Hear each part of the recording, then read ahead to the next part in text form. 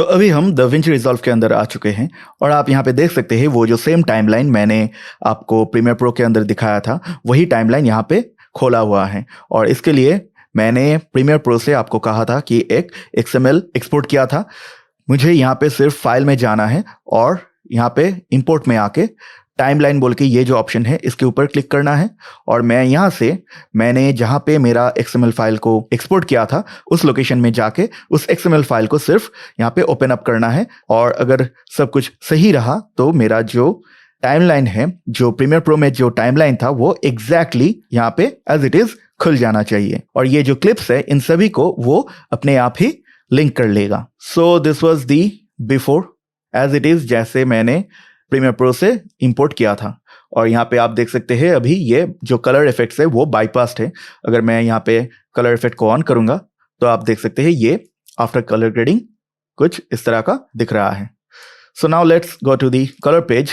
तो यहाँ पे मैं आपको एक एक करके हर एक चीज को दिखाता हूँ। So now let's take a clip. तो इस क्लिप को लेते हैं, यहाँ पे गैलरी को ऑफ कर दिया। सो अगर मैं इसका जो बिफोर है वो दिखाऊं तो आप देख सकते हैं ये ओरिजिनल कैमरा से रॉ फुटेज इस तरह का आया था और कलर ग्रेडिंग होने के बाद ये कुछ इस तरह का दिख रहा है।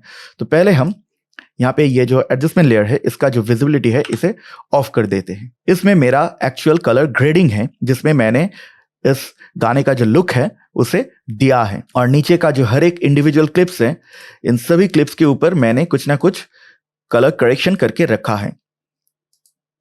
राइट अगर मैं इन इफेक्ट्स को भी ऑफ करके रखूंगा तो आप देख सकते हैं ये रॉ फाइल्स था, इन सभी को पहले स्टेप में मुझे कलर करेक्शन करना था to give it the natural और क्लीन लुक।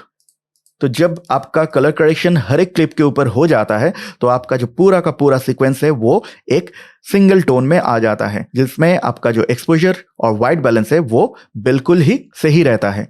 तो बाद में जब आप इन सभी क्लिप्स के ऊपर कलर ग्रेडिंग करेंगे तो आपको सिर्फ एक क्लिप के ऊपर कलर ग्रेडिंग करना है और वो हर एक क्लिप के ऊपर सेम तरीके से अप्लाई हो जाएगा क्योंकि आपने पहले से ही हर एक क्लिप को एडजस्ट करके बैलेंस करके और कलर करेक्शन करके रखा है। So if I take this clip तो यहाँ पे मैं आप लोगों को एक एक करके दिखाता हूं। सो मेरा जो पहला नोड है इसमें मैंने सिर्फ नॉइज रिडक्शन किया है। आप देख सकते हैं इस क्लिप में थोड़ा सा नॉइज है। अगर मैं इस नॉइज रिडक्शन नोड को ऑन करूंगा तो ये नॉइज क्लीन अप हो गया। ये नॉइज था और ये क्लीन हो गया।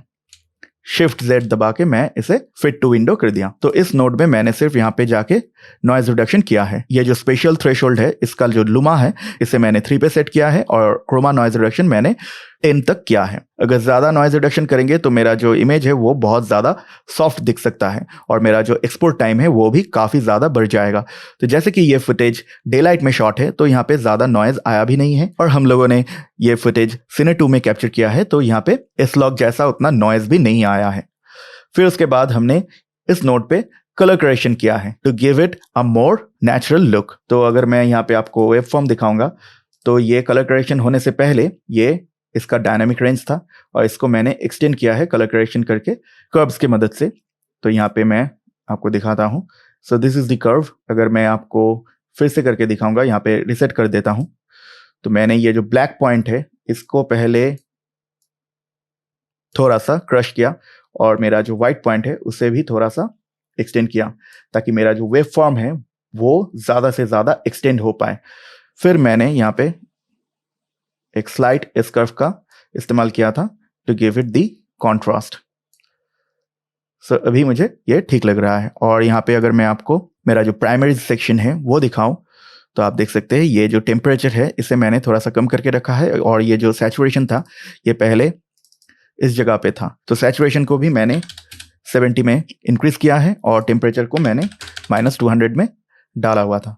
फिर उसके बाद ये जो स्किन नोड है इसमें मैंने स्किन का जो करेक्शन है वो किया था। अगर मैं यहाँ पे वेक्टरस्कोप दिखाऊंगा तो आप देख सकते हैं ये स्किन पहले ये जो स्किन का जो लाइन है इससे थोड़ा सा शिफ्टेड था और स्किन करेक्शन करने के बाद ये स्किन टोन इंडिकेटर के ऊपर आ जा रहा है। तो यहाँ पे आप कह सकते हैं ये जो स्किन है ये अभी बिल्कुल कलर करेक्टेड है और ये मैंने किया था ह्यू वर्सेस ह्यू कर्व्स के मदद से।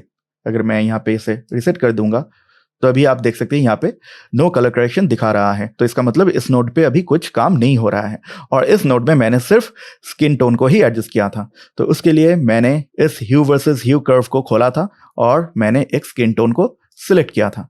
तो ये आप देख सकते हैं स्किन टोन के ऊपर एक पॉइंट आ जा रहा है, तो आपको सिर्फ इस पॉइंट को ऊपर की तरफ करके ये जो स्किन टोन है इसको स्किन टोन लाइन के ऊपर डाल देना है। तो ये आपका स्किन टोन बिल्कुल एडजस्ट हो गया है। यहाँ पे मैंने फिर स्किन को स्मूथ किया है थोड़ा सा, और उसके लिए पहले मैंने क्वालिफायर के मदद से स्किन टोन्स को सिलेक्ट किया है यहाँ से, और मैंने मिड टोन डिटेल को -50 में करके रखा है। तो आप देख सकते हैं before the skin smoothening effect ये कुछ इस तरह का दिख रहा था, और स्किन स्मूथ डालने के बाद ये कुछ इस तरह का दिख रहा है। और फाइनली मैंने एक विनेट का इस्तेमाल किया है, और उसके लिए मैंने एक पावर विंडो लिया है जिसको मैंने यहाँ पे प्लेस किया है और इसको इन्वर्ट कर दिया है, और इसका बाहर का जो एक्सपोजर है उसे थोड़ा सा कम कर दिया है। Okay, so that was it. तो फिर से अगर हम इस क्लिप को देखेंगे तो यहाँ पे भी सेम चीज़ है। फर्स्ट नोड में मैंने नॉइज रिडक्शन किया है, फिर उसके बाद कलर करेक्शन किया है कर्व्स की मदद से, और कलर करेक्शन करने के टाइम पे आपको वेव फॉर्म्स का मदद लेना है। यहाँ पे थोड़ा सा ये क्लिप ब्लूइश दिख रहा था, तो इसलिए टेम्परेचर को बढ़ा के हमने थोड़ा सा वार्म अप किया है और सैचुरेशन को भी बढ़ा के रखा है। फिर हमने स्किन टोन को एडजस्ट किया है, और स्किन टोन एडजस्ट करने के लिए आपको वेक्टरस्कोप का इस्तेमाल करना है।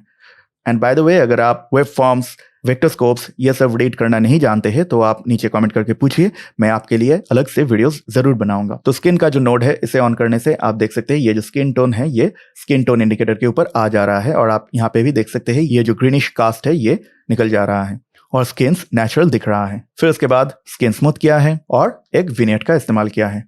अगर मैं इस क्लिप को दिखाऊंगा तो यहाँ पे भी आपका सेम चीज़ है। यह था बिफोर एनी कलर करेक्शन। इस क्लिप में पहले नॉइज रिडक्शन किया, फिर उसके बाद कलर करेक्शन किया कर्व्स की मदद से, और थोड़ा सा वाइट बैलेंस को भी एडजस्ट किया है और सैचुरेशन को भी बढ़ाया है। फिर आप देख सकते हैं ये जो स्किन टोन है ये थोड़ा सा स्किन टोन से ग्रीनिश येलो की तरफ शिफ्टेड है, और ये आप स्किन को देख के भी कह सकते हैं। तो इसे एडजस्ट करने के बाद आप देख सकते हैं ये स्किन टोन इंडिकेटर के ऊपर आ जा रहा है, और ये स्किन टोन भी एडजस्ट हो जा रहा है। फिर उसके बाद स्किन को मैंने स्मूथ किया है। So this was the before, और स्किन टोन्स को एडजस्ट करने के बाद आप देख सकते हैं ये कुछ इस तरह का दिख रहा है। और यहाँ पे मैंने मिड टोन डिटेल्स को -70 में करके रखा है, जैसे कि ये एक बहुत ही ज़्यादा क्लोजअप शॉट है, तो यहाँ पे स्किन स्मूथ को थोड़ा सा ज़्यादा किया है। एंड फाइनली यहाँ पे भी मैंने एक विनेट दिया है। फिर इसके बाद लेट्स सी दिस शॉट। यहाँ पे भी सेम चीज़ है।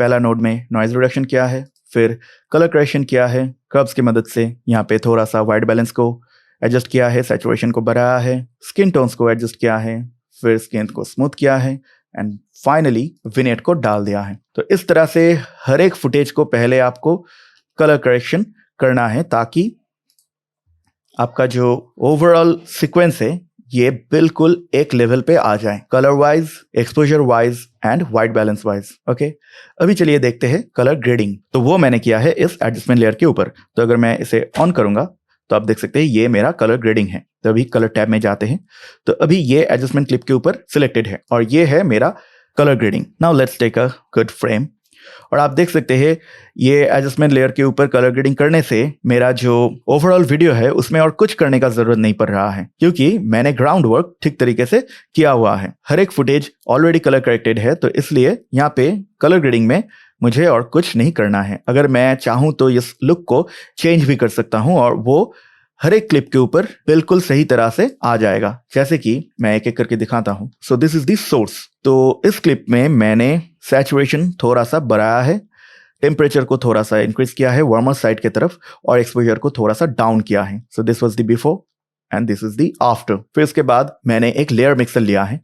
ये जो ऊपर का नोड है इसमें मैंने थोड़ा सा एक फेडेड लुक दिया है, और नीचे का जो नोड है ये एक ब्लैक एंड व्हाइट नोड है। यहाँ पे आप देख सकते हैं सैचुरेशन बिल्कुल 0 में किया हुआ है, और ये पहले कुछ इस तरह का था। और इसका जो कंपोजिट मोड है, अगर मैं इसे नॉर्मल करूंगा तो आप देख सकते हैं this is a black and white node, ठीक है, जहाँ पे मैंने सिर्फ सैचुरेशन को 0 कर दिया है। और ये जो लुक हम क्रिएट करने जा रहे हैं इसे कहते हैं ब्लिच बाइपास लुक। जिसमें आपको थोड़ा सा कॉन्ट्रास्टी इमेज मिलता है। तो ये करने के लिए आपको एक लेयर मिक्सर लेना है और नीचे का जो नोड है उसे आपको ब्लैक एंड व्हाइट में कन्वर्ट कर देना है, और आपका जो लेयर मिक्सर का कॉम्पोजिट मोड है उसको सॉफ्ट लाइट में डाल देना है। तो आप देख सकते हैं ये एक बहुत ही अच्छा सा कॉन्ट्रास्ट ऐड कर रहा है। तो यहाँ पे ये थोड़ा सा ज़्यादा लग रहा था मुझे, तो इसलिए मैंने इसका जो गेन है, जिसे आप ओपेसिटी की तरह समझ सकते हैं, तो इसे मैंने 0.75 में, मतलब 75% में दिया हुआ है। और इस नोड का जो कर्व्स है उसका जो ब्लैक पॉइंट है उसे थोड़ा सा उठा के रखा था ताकि इस नोड का इफेक्ट थोड़ा कम आए। सो this was the before and this is the after. ये एक स्लाइट कॉन्ट्रास्ट ऐड कर रहा है विच आई लाइक वेरी मच। फिर इसके बाद इस नोड में मैंने फुटेज को थोड़ा सा शार्प किया है। ये पहले से ही 4K में शूट किया हुआ है, तो ऑलरेडी फुटेज काफ़ी ज़्यादा शार्प था, तो इसलिए मैंने सिर्फ थोड़ा सा ही शार्पनेस ऐड किया है। ये पहले 0.50 में था, ये आप देख सकते हैं ब्लर बोल के जो सेक्शन है, मतलब इसे आप ज़्यादा करेंगे तो रेड, ग्रीन और ब्लू हर एक चैनल में आपका ब्लरनेस ऐड होगा, और इसे अगर आप कम करेंगे तो इसका मतलब शार्पनेस ज़्यादा होगा। तो इसलिए मैंने थोड़ा सा शार्पनेस ऐड करके 0.47 में इसे रखा था। फिर इसके बाद दो नोड है, एक प्री लट बोल के है और एक लट बोल के है। इन दोनों को अगर मैं ऑन करूंगा तो आप देख सकते हैं this is the look that I am carrying, और यही मेरा एक्चुअल लुक है। यहाँ पे मैंने सिर्फ एक लट यूज़ किया है। मेरे पास यहाँ पे काफ़ी सारा लट है, माई लट्स बोल के जो मेरा कलेक्शन है। यहाँ पे मेनली मेरे पास ट्रायन डिजिटल का जो मतलब फिल्म राइट का जो लट पैक्स है वो मैंने यहाँ पे इंस्टॉल करके रखा है। तो उनके पास एक 1917 बोल के जो 1917 जो फिल्म है उसका कलर ग्रेडिंग का एक लट मेरे पास था, तो वो मैंने यहाँ पे यूज़ किया है। अगर आप चाहें तो यहाँ पे कोई दूसरा लट भी यूज़ कर सकते हैं। ये एड एस्ट्रा यूज़ कर सकता हूँ, ये एलिस इन वंडरलैंड बोल के जो है ये भी यूज़ कर सकता हूँ, या फिर ये एलियन बोल के है इसे भी यूज़ कर सकता हूँ। बैटमैन वर्सेस सुपरमैन ये भी है, ये भी काफ़ी अच्छा लग रहा है। तो आप देख सकते हैं जैसे कि मैंने कलर करेक्शन का काम पहले से ही करके रखा है, तो इसलिए मुझे अगर इस होल वीडियो का लुक चेंज करना है तो मैं सिर्फ एक नोट से वो कर सकता हूँ। और ज़रूरी नहीं कि आपको लट इस्तेमाल करना ही है, आप चाहे तो लट के बिना भी ये ग्रेडिंग अचीव कर सकते हैं। जैसे कि मान लीजिए ये 1917 जो लट है ये मुझे पसंद है, तो पहले मैं आपको दिखा देता हूँ। ये लट 100% में नहीं है, ये 50% में है। इसका जो आउटपुट है या फिर जिसे आप ऑपोसिटी समझ सकते हैं ये 0.5 में है। ये अगर फुल 1 में रहता, मतलब 100% में रहता, तो ये कुछ ज़्यादा ही लग रहा था, तो इसलिए मैंने इसे 0.5 में सेट करके रखा है। और ये जो प्री लट है यहाँ पे मेरा जो ब्लैक पॉइंट है उसे थोड़ा सा बढ़ा के रखा है। अगर ये कम रहता तो ये जो ब्लैक्स हैं वो बहुत ज़्यादा क्रश्ड लग रहा था, तो इसलिए मैंने इसे थोड़ा सा उठा के रखा था। तो ये दो नोड मिलके मेरा जो ग्रेडिंग है वो डाल रहा है। अगर मैं इन दोनों नोड्स को ऑफ कर दूंगा तो वो कुछ इस तरह का दिखता, और अगर मुझे ये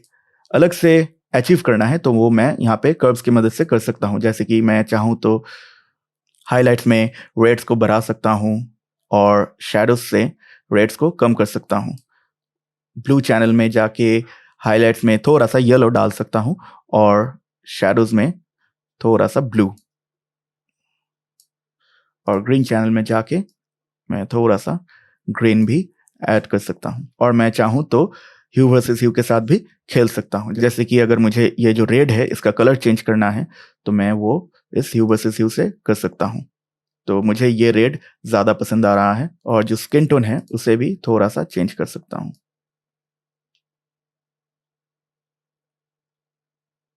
so this is the grade that I am carrying, right.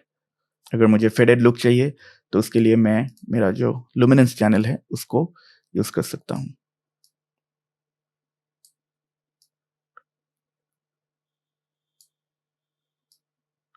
So this is the grade that I'm getting manually. So this was the before and this is the after. और ये भी पूरा का पूरा सीक्वेंस में ही अप्लाई हो जा रहा है, बिल्कुल सेम लेवल में। ओके, तो इसे हम यहाँ पे डिलीट कर दे रहे हैं और इन दोनों नोट को ऑन कर दे रहे हैं। एंड फाइनली मैंने यहाँ पे थोड़ा सा ग्रेन ऐड किया है, आप देख सकते हैं। तो ये ग्रेन यहाँ पे ऐड हो रहा है। दिस इज दी बिफोर, और ये ग्रेन ऐड करने के बाद इस तरह का दिख रहा है। मुझे फिल्म ग्रेन्स बहुत ही पसंद है, तो मैंने कुछ ज़्यादा अमाउंट में ही फिल्म ग्रेन को अप्लाई किया है। So this was the whole grading process. और ये ग्रेडिंग खत्म हो जाने के बाद मैंने डिलीवर में जाके इस होल सीक्वेंस को क्विक टाइम में थोड़ा ज़्यादा बिट रेट डाल के एक मॉव फाइल में एक्सपोर्ट कर दिया और फिर उसके बाद उस कलर ग्रेडेड फुटेज को वापस से प्रीमियर प्रो में डाल के फाइनल एडिटिंग का काम करके मास्टर फाइल को एक्सपोर्ट किया है। So that was the full work flow. So I hope कि आपको आज का वीडियो पसंद आया होगा और आपको कई सारे नए चीज़ें सीखने को मिला होगा। अगर आपको फिर भी कोई डाउट है तो आप मुझे नीचे कमेंट करके पूछ सकते हैं और मैं आपका डाउट क्लियर करने का ज़रूर कोशिश करूँगा। So that was it for today guys. I will see you in the next video.